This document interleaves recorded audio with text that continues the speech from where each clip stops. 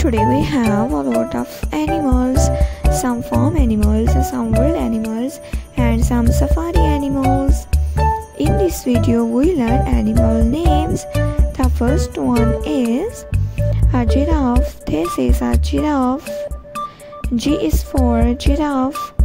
This is a leopard. L is for leopard. This is a horse.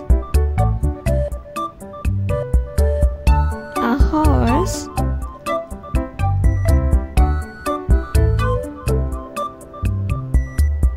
This is a tiger. This is a cow. A cow.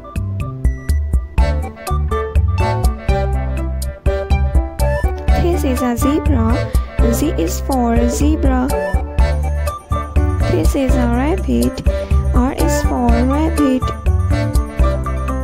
This is a tiger. T is for tiger. This is a lion. L is for lion.